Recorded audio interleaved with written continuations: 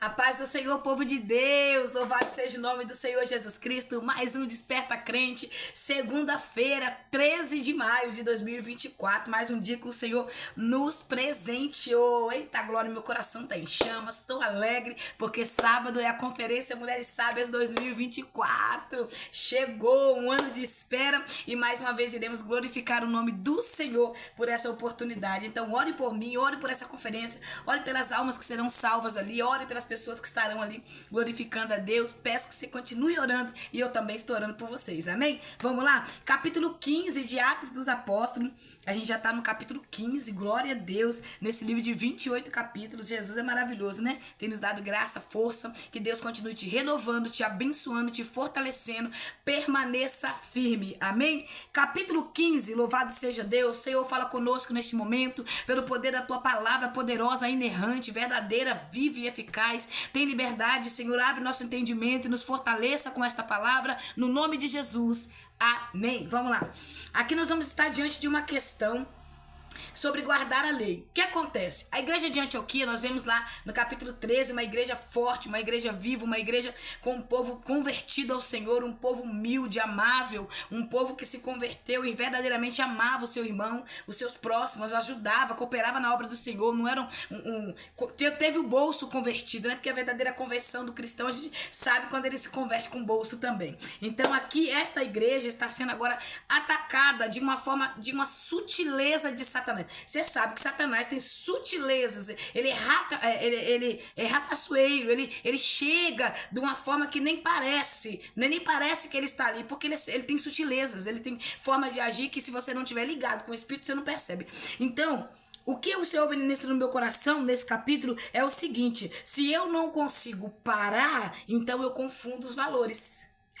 Porque ele não conseguia parar o crescimento da igreja, ele não conseguia parar como a igreja estava desenvolvendo e alcançando gentios, alcançando outras almas, outras vidas. O que Satanás projetou? Agora eu vou confundir os valores dos cristãos, já que eles estão guardando a santidade, guardando as verdades, vivendo para Jesus, vivendo a verdade, tá alcançando agora os gentios, sabendo que os gentios podem ser salvos pelo poder da palavra. Então agora vamos confundir os valores. Aí acontece que alguns homens, eu vou ler o verso 1 e 2 que diz assim: alguns homens que haviam descido da Judéia passaram a ensinar aos irmãos: se não vos circuncidardes, conforme a tradição instituída por Moisés, de forma alguma podereis ser salvos. Então ele estava distorcendo os valores. Aqui eles estavam dizendo que não só Jesus bastava para ser salvo, que não só o sangue de Jesus bastava para ser salvo, que não só a graça, mas tinha que agora guardar alguns detalhes da lei para ser salvo. Então eles estavam introduzindo engano dentro da verdade. Olha só.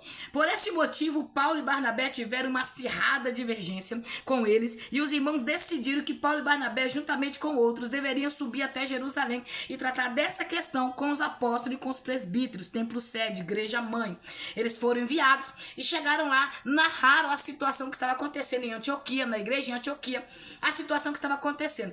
Alguns fariseus que creram, irmãos, né? A gente muitas vezes acha que porque tem muitos crentes, crente é aquele que crê. É por isso que a gente vê muita gente dizer, se denomina cristão, mas é cachaceiro, se denomina cristão, mas usa droga, se denomina cristão, mas tá na fofoca, no engano, na prostituição, no lesbianismo, no homossexualismo, vive em práticas imorais, vive em práticas mundanas, mas se denomina cristão, crê em Cristo. Então, crer em Jesus não significa seguir e servir Jesus. Então, aqui alguns judeus, fariseus, religiosos, eles creram, estavam seguindo como Dilmas, como o mágico, ele seguia, mas não cumpria. Ele seguia, mas não obedecia. Então, acho que é Tiago que escreve que os demônios creem, mas não obedecem. Então, crer e não obedecer é a mesma forma de ser um demônio. É a mesma forma de praticar. Muitas pessoas falam isso. Eu falo, porque eu, antes de conhecer a verdade, antes de ser liberta por essa verdade, eu falava isso. Eu creio em Deus, eu também sou crente porque eu creio em Deus. Eu falava essas coisas. Eu estou falando porque eu vivia isso. Então, a crença da religiosidade cega o ser humano, engana. E esses homens aqui começaram a dizer que os gentios tinham que circuncidar, que para eles serem aceitos ali como cristão, eles tinham que circuncidar e guardar a lei, e guardar a Torá, porque havia crido, mas eles não haviam obedecido nem se convertido de verdade. Então é a diferença.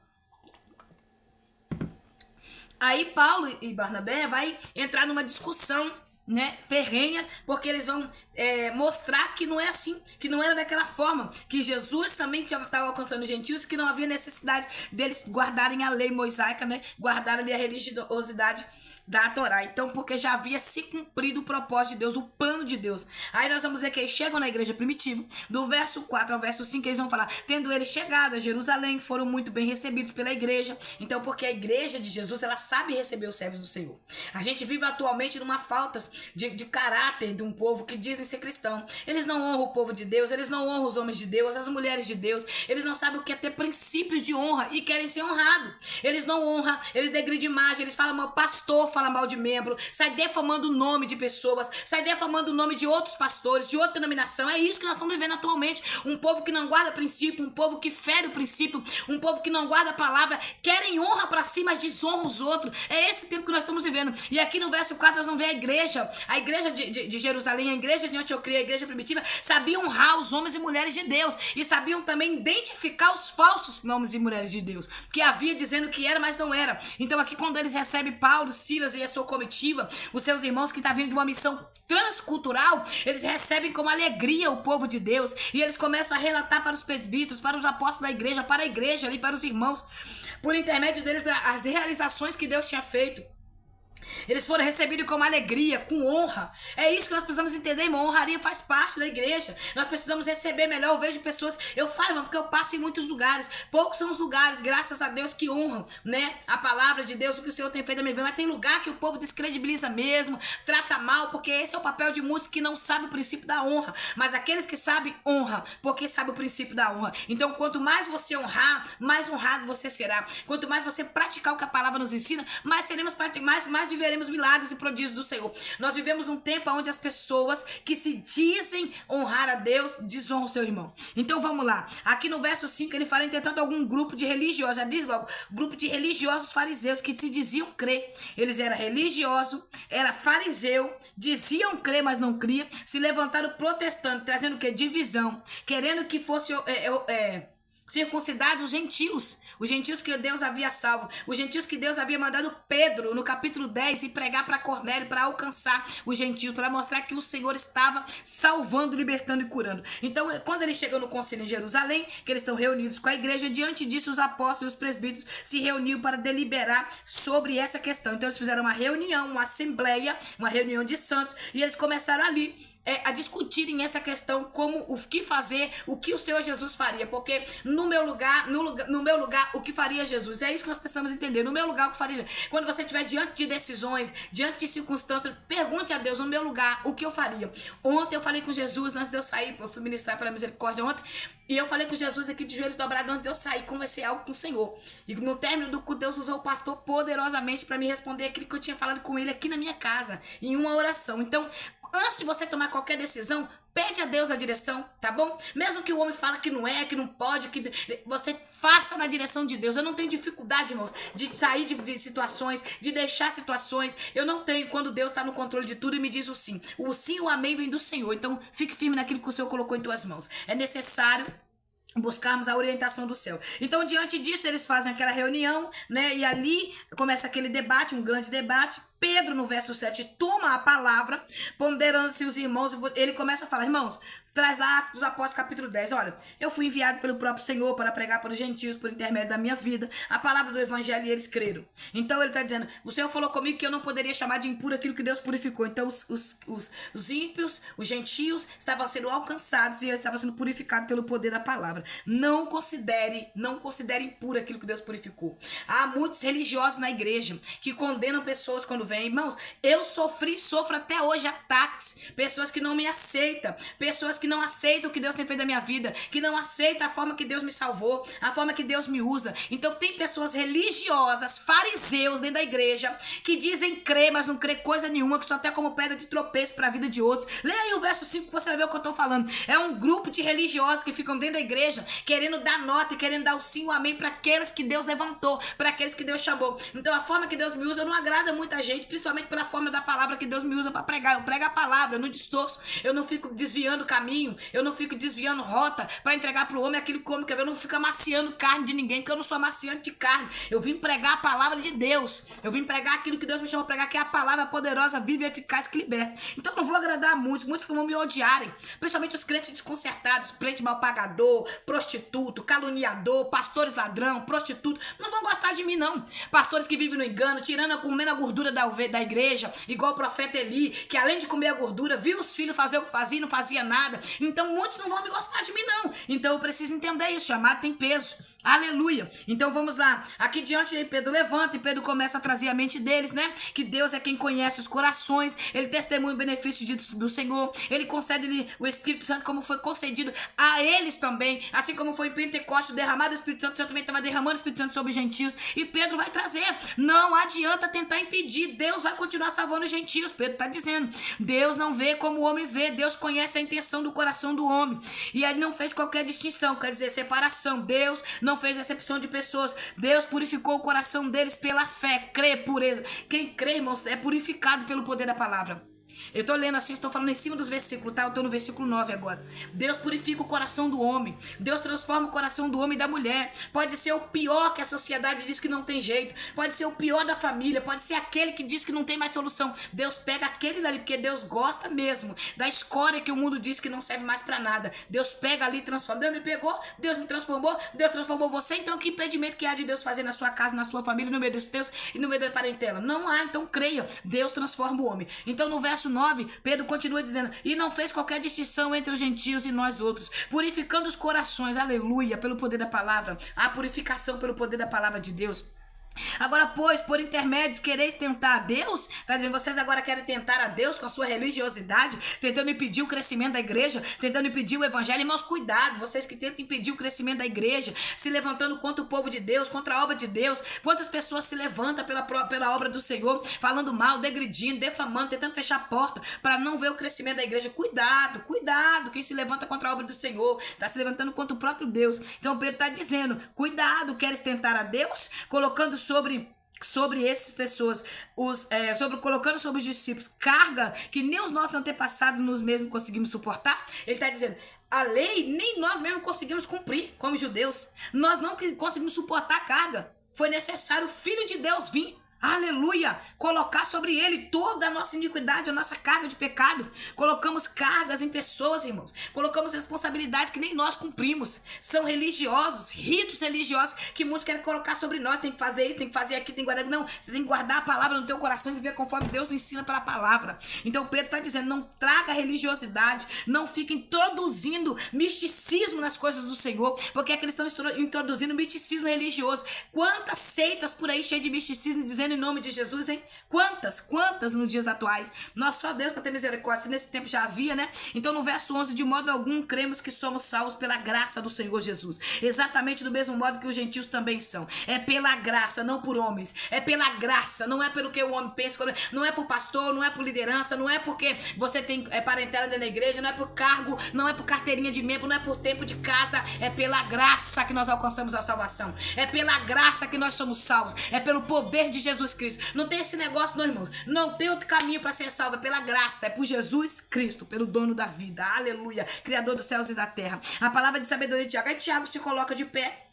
E ali vê no verso 12, a assembleia toda está em silêncio, ouvindo Paulo e Barnabé relatar todos os sinais, prodígios, maravilhas que Deus fez miraculosos por intermédio deles em meio aos gentios, salvando, libertando, curando, levantando gentios, Deus fazendo coisas grandes na vida pelos gentios. Eles estão trazendo um relatório dessa missão transculturais que eles estavam fazendo em prol dos gentios. E aí Tiago, ele se levanta. Irmãos, Tiago foi conhecido como o homem de joelho de camelo. Aleluia, um dos meus irmãos de Jesus.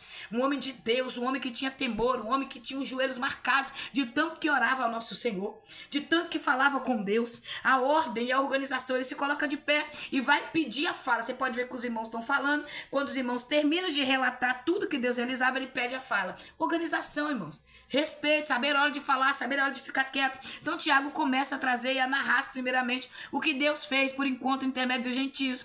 Vai trazer o que Deus fez através de Pedro. Aí vai narrar agora tudo que está sendo feito. Vai falar que pela palavra dos profetas está escrito o que Deus faria para salvar os gentios. Ele vai falar sobre Davi, a reedificação das tendas. Vai tornar aqui, o Senhor vai levantar novamente, tomará novamente levantar a tenda de Davi. Terá novamente essa união. E aqui no verso 17 ele fala do plano de salvação do Senhor, para que o restante das pessoas busquem o Senhor, sim, todos os gentios sobre os quais invocam o nome do Senhor. Diz o Senhor que fez essas realizações desde os tempos antigos. Lê lá comigo, lê comigo lá, Isaías 46, versículo 10 diz assim, ó: desde o princípio anunciei o futuro, desde a antiguidade aquilo que ainda não acontecerá. Eu afirmo, o meu propósito será realizado, certamente farei tudo o que me apraz. Deus vai fazer tudo conforme a vontade dele. E Tiago está trazendo aqui a palavra de Deus que está escrito. Aí ele está dizendo, está escrito, era propósito do Senhor salvar os gentios, era propósito do Senhor alcançar. O papel dos judeus era alcançar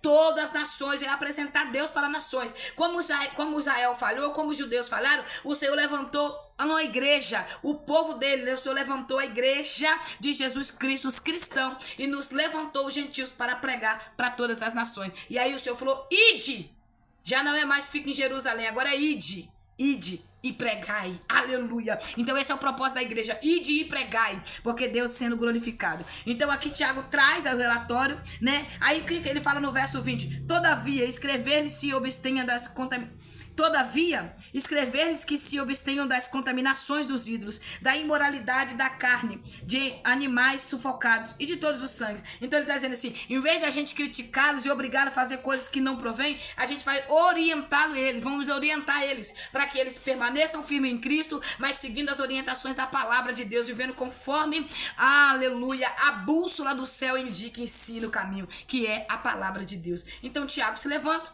aí os apóstolos vão voltar para o concílio, a decisão é tomada, eles escrevem aquela carta e enviam a Antioquia, a liderança vai, autorizado pela liderança, pelos apóstolos, pela igreja de Jesus, e Tiago escreve essa carta junto com os apóstolos, com a autorização do Senhor, vai escrever ensinando para os gentios como eles procederiam, como eles viveriam. Então aqui desce novamente Saulo e Barnabé para Antioquia e eles vão novamente levar a decisão do concílio de Jerusalém para os irmãos. E por intermédio deles mandaram a seguinte carta: os apóstolos e os irmãos presbíteros aos irmãos dentre os gentios que estão em Antioquia, na Síria. Aqui é a carta de saudação. Desde que soubemos que alguns saíram dentre vós, na nossa permissão, e vos temos constrangido por meio de suas palavras, confundido-vos a mente. Da onde saiu esses homens aqui? Da igreja de Jerusalém, da igreja sede, e foram distorcer os valores, porque se eu não posso impedir o crescimento, eu vou distorcer os valores. É assim que o diabo faz. Se eu não posso parar o crescimento, eu coloco divisão, eu coloco fofoca, eu coloco contenda, eu coloco inveja, porfia, dissimulações. Eu entro na igreja dessa forma, sorrateiramente, para atrapalhar o crescimento. Então esses homens foram lá para isso, para quê? Para confundir a mente. É muita gente confundindo a mente da outra. Tem pessoas invejosas, ciumentas, que quando vê Deus fazer, quando vê Deus trabalhar, se levanta contra a vida dos irmãos para distorcer e confundir a mente de muitos. Então apareceu-nos bem, havendo chegado a um censo, selecionar alguns homens, olha só, agora vai ser homens selecionados pela igreja na direção do Espírito Santo, com nossos amados Barnabé e Paulo, dando testemunho dos servos do Senhor. E aqueles não, isso aqui é o que está escrito na carta, tá? Portanto, estás enviando Judas e Silas para confirmar as suas palavras que vos tenho escrevido.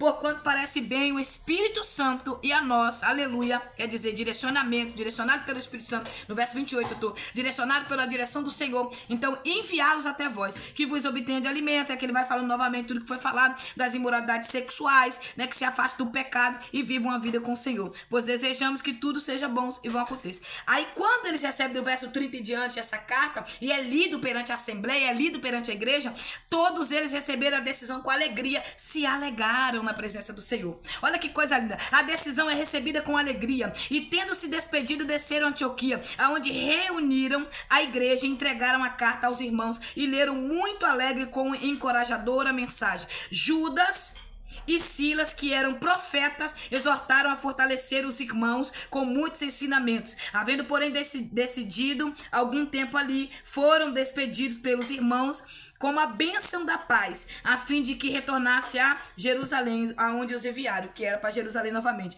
Porém, Silas achou melhor ficar. Aqui começa agora o ministério de Silas. Eita glória, aquele que foi chamado e convocado. Aqui ele começa o ministério. Não, a igreja aqui é maravilhosa e é aqui que eu quero estar pregando o evangelho, eu quero ser um missionário e eu quero fazer a obra do Senhor. Então Silas decide ficar e Judas volta para Jerusalém. Paulo e Barnabé também permaneceram em Antioquia, onde muitos outros irmãos pregavam e ensinavam uma palavra do Senhor. Aí o verso 36, eu vou gravar um vídeo amanhã, porque nós vamos entrar aqui numa situação que vai acontecer. Eu quero deixar uma palavra pro teu coração nesse verso 36 ao verso 41, porque Deus é fiel. E aí nós entramos o capítulo 16 depois de amanhã, amém? Deus seja louvado pela sua vida. Há lugares selecionados que o Senhor seleciona para nos ensinar, para nos dar crescimento, para nos levantar, colocar de pé. Então todo direcionamento tem que ser direcionado por Deus. Quem é Silas? Silas é Silvano, um dos companheiros e parceiros da obra do Senhor com o apóstolo Paulo. Amanhã nós falamos um pouquinho mais. Deus abençoe a sua vida, que a graça do Senhor te fortaleça, que esse vídeo te edifique muito e a graça dele venha te botar de pé a cada dia. Ore por mim, ore por vocês e juntos chegaremos ao céu. Senhor, eu te agradeço por este vídeo mais uma vez, pelo poder da tua palavra. Nós sabemos, ó Pai, que tudo com organização, Senhor, tudo com conversa, com diálogo é resolvido. Nos ensina a ter essa sabedoria de buscar primeiramente a orientação do Senhor para resolver qualquer situação aonde vem até nós. Não deixa Satanás nos ludibriar, não deixa Satanás nos enganar, mentir, a gente acreditar nessas mentiras que está sendo apregoada, que está sendo falada. Mas nós viemos ouvir a tua voz, ó Pai, com sensibilidade, com verdade, no nome de Jesus. Fica conosco, no nome de Jesus. Amém. Deus te abençoe.